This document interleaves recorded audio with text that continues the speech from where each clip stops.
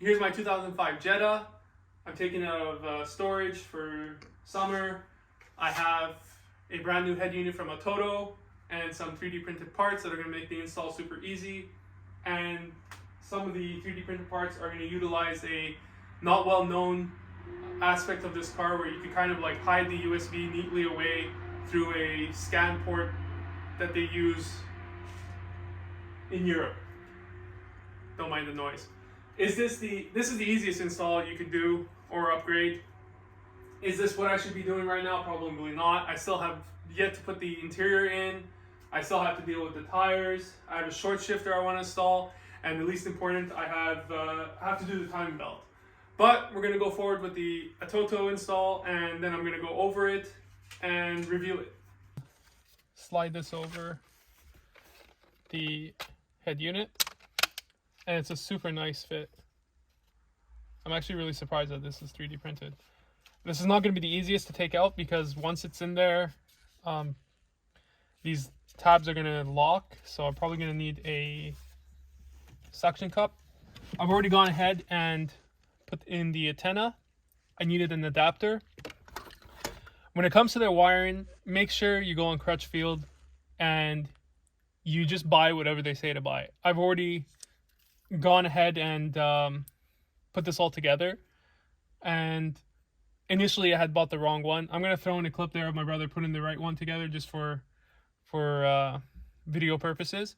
But I needed this one so I could get around the CAN bus issues. It wasn't able to dim or anything, so now it's able to do all that. And I'm going to plug it in and then plug in the head unit.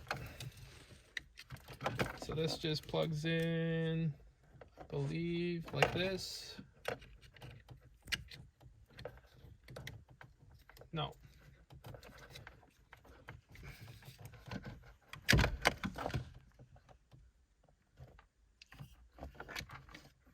obviously, yeah, it's like this.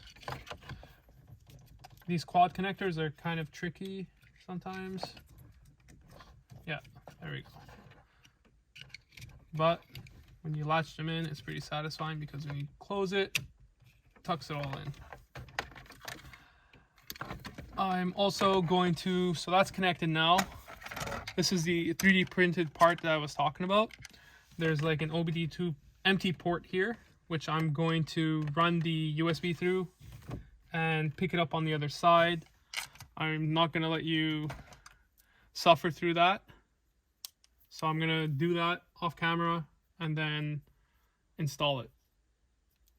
I've gone ahead, wired everything in, connected everything, and now I'm just going to tuck the wires away neatly.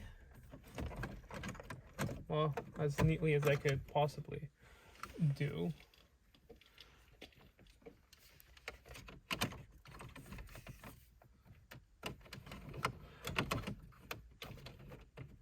I should probably test this before sliding it in. So I'm just going to tuck the wires in and then do a little test run. What's good with this head unit, there's a lot of space behind to place the wires.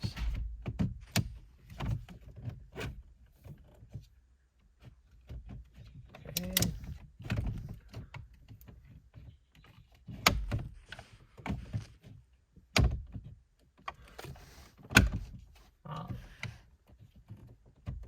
Let's test it first and then deal with that.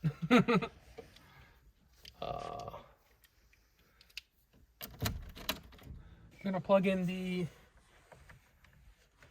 CarPlay wire. This is also a wireless CarPlay, so don't really need this, but I'm just making sure it works. Let's turn on the car now.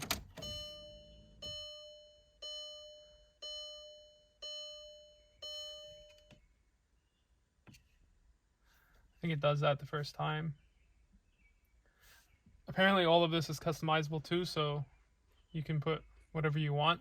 The lights too, which is what I really like, because all the lights in this car are red, and it would look weird with different colored lights.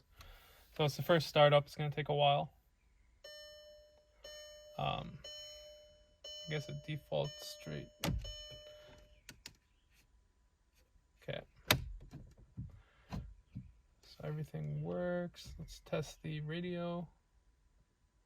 How do we get to the radio? The screen is super responsive. At $30 a month, but that first person. Very quick. Let's test the CarPlay. And please ignore the beeping. Car thinks my door's open. And CarPlay works. So that's cool. Now we're just gonna push it in, and I hope that I put this in the right way.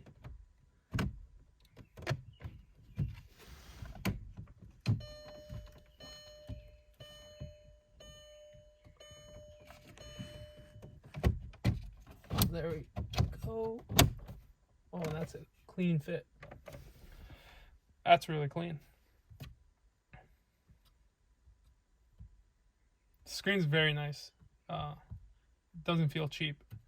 And I think this head unit's not over $250. I'll put all the information in the description.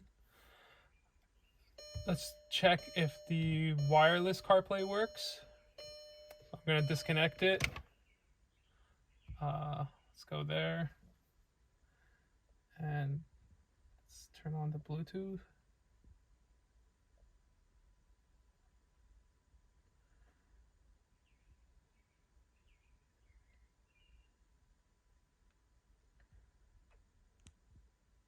Pretty fast. So that's all connected now.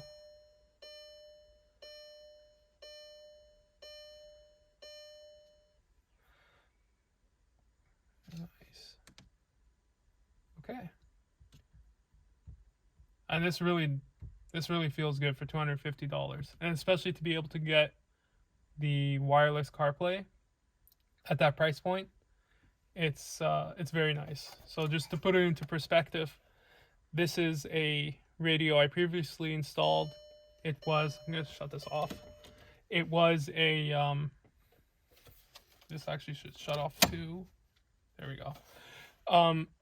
It was $150 with a $30 connector, and it works really well. But this is so after everything, it's probably like $160, and this is $230, I think. Well, I think I got it on sale, so that's a pretty good price point. I did test the sound already. It sounds pretty good. I don't notice anything different from the other one that I had. Like I said, I really like the screen. Screen works well. I like the customizability of the lights, the logo. The feel is good. The only thing that I don't like are these buttons. I don't know how to explain. They don't feel like, car radio buttons that you would typically feel. Like if I compare it to this one, it has like a softer, not as clicky touch, whereas the new one has a very clicky touch. It's not that big of a deal for especially how cheap this is. And like I said, for this price point, I think this is really worth it. So that's that. I'm going to now go and drive the car around. Please like and subscribe so I can get more videos out. And I'll see you next time.